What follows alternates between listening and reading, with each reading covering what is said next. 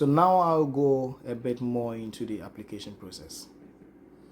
So the first thing you need to know when you want to apply to a school in Canada is not all schools qualify for postgraduate work permit.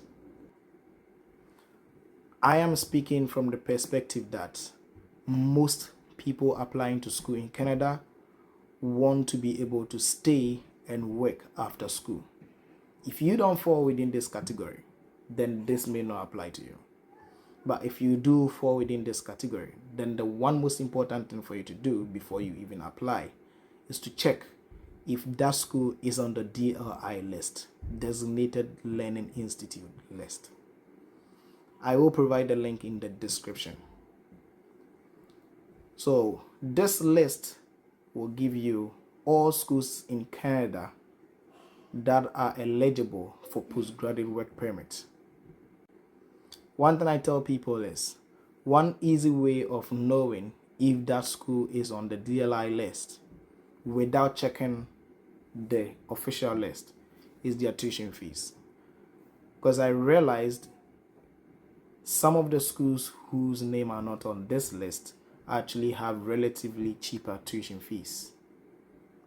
So if you just follow the tuition fee and apply because it's cheaper, there is a high chance they will not be on that list and you would have to leave Canada after your graduation. So now that you figured out which program you want to offer, it's time to know which school you want to apply to. With this, I think a quick Google check can help you figure out a few schools that offer your program. One thing in Canada is we have a lot of provinces, and the provinces are more like different countries all joined together to form one big country. So each province have their own different policies. So applying to a school in Ontario may take a different process to when you're applying to a school in, say, Quebec. But once you are able to figure out these schools, you can go to their websites and they will give you clear descriptions and instructions on how to apply for the school. One thing though is, most schools will require you to submit an English proficiency exam or a French proficiency if you're applying to a school in somewhere like Quebec, since French is their official language. But in most of Canada, it will be English. But one exception though is if you are from an English speaking country like Ghana, some schools do not require you to submit an English proficiency exam like IELTS. But if that is the case for the school, all that will be in the instructions on their website. So one thing you want to find on the school is the International Student Portal. So because you are an international student, they have a special portal for you to make your application. There is another portal for local students or Canadians. But like I said, because you are an international student, you cannot apply through that portal. You have to choose the international portal. Once you go there, they will give you your minimum requirements. So you have to make sure you meet these minimum requirements. If you don't, there is a high chance you will not be accepted into the program. So no need wasting your time and your money in the first place. Make sure you check these minimum requirements and ensure that you meet it all. If you have any questions with regards to admissions, minimum requirements and all of that, documents to submit, you can always email the academic office in that particular school and they will definitely reply you and give you all the necessary information needed before you submit your application. So once you have all of the documents listed, gathered, including your transcripts, certificates, and sometimes they require you to submit your WASI scratch card. That is if you are applying from West Africa. Once all of them have been gathered, scanned, and uploaded on the school website, you can make your payment and submit the application.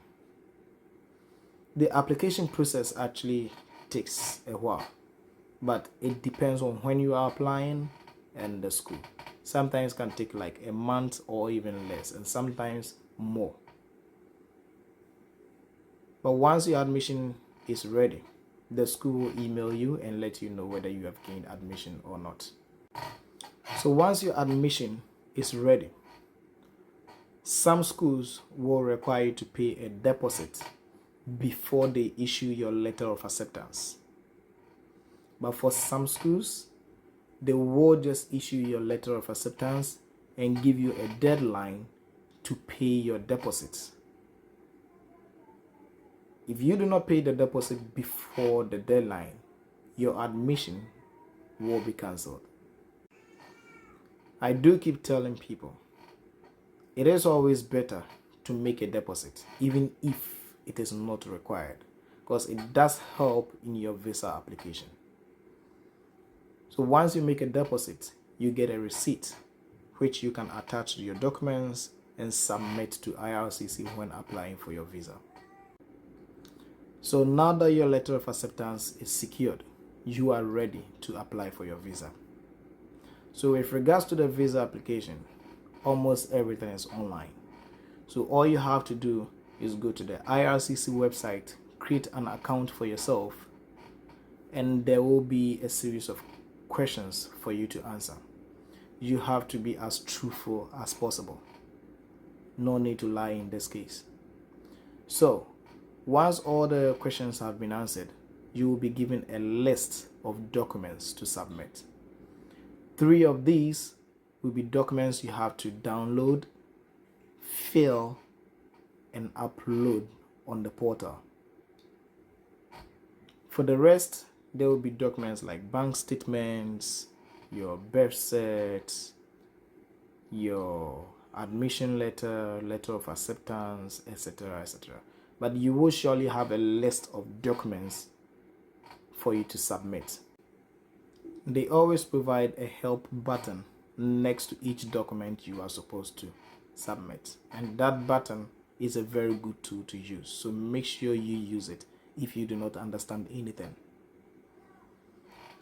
One thing though is, with regards to the statement, so before you were required to have a minimum balance of $10,000 for one person coming to Canada. This amount was set somewhere in the early 2000s. In 2023, that figure has changed. So now your proof of funds have to be a minimum of 20,000 plus, in addition to your tuition fee for a whole year and your traveling cost. So having just a minimum balance of $10,000 is no longer enough. You are now required to have 20,000 minimum, plus the tuition fee for a whole year and your traveling expenses. So this is one thing you have to take note of before submitting your bank statement. And also with your sponsorship, if you are not sponsoring yourself and you are being sponsored by somebody, they prefer someone who is close to you, either your parents or your spouse. Because in Canada, we believe in the nuclear family system. So having the extended family or friends sponsoring you is not always recommended. It's always better to have either your parents or your spouse sponsoring you instead. So now that you have all your documents gathered, it's time to make payment and then submit your application.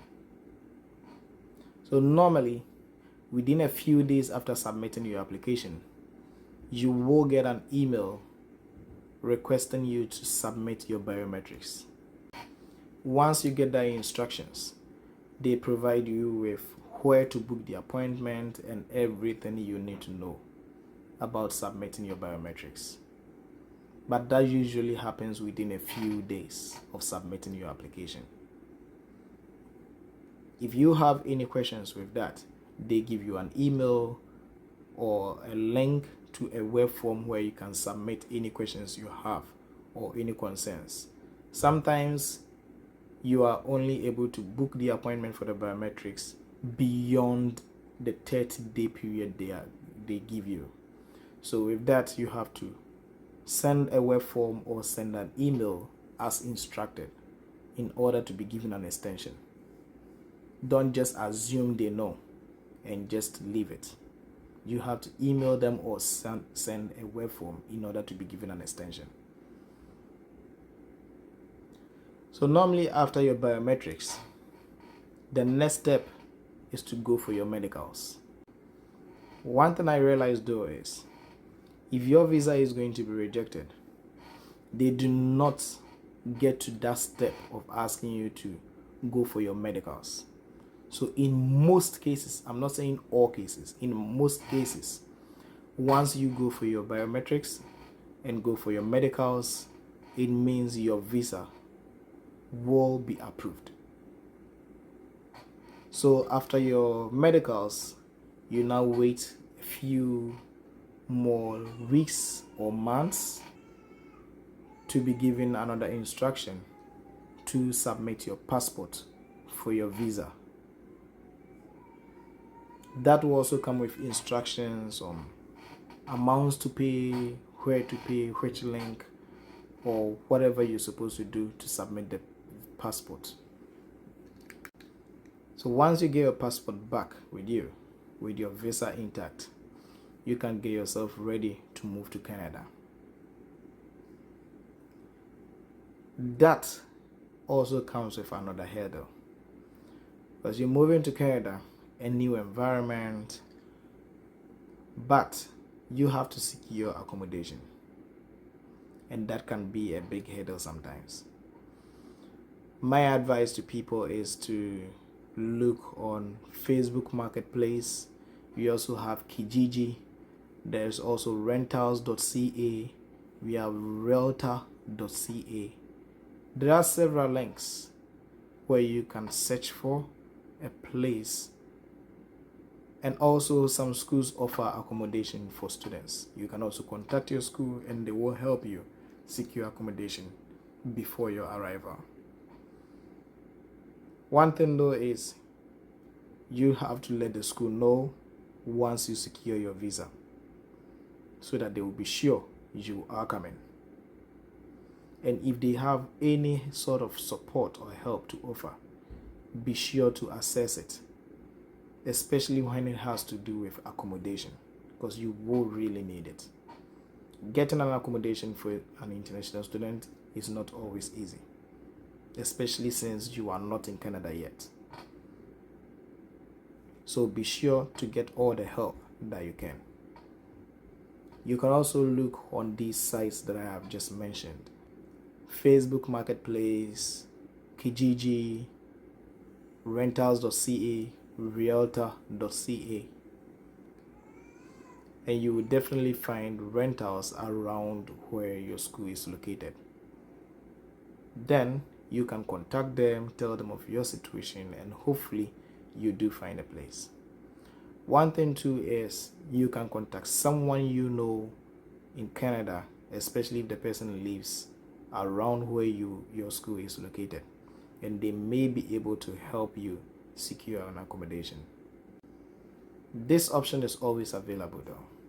You can always book a hotel or book yourself an Airbnb, where you can stay for a few days whilst you try to secure yourself an apartment and move out. But let that always be your last resort if you do not secure yourself an apartment. I think I have covered everything I wanted to say about coming to school in Canada. If you do have any questions, you can go to the comment section and I will try my very, very best to answer and provide all the solutions that I have. Don't forget to subscribe to my channel and click on the bell icon so that you'll be notified whenever I post a video. And I am sure you'd want to see the next video I make. Thank you and see you in my next video. Have a nice day.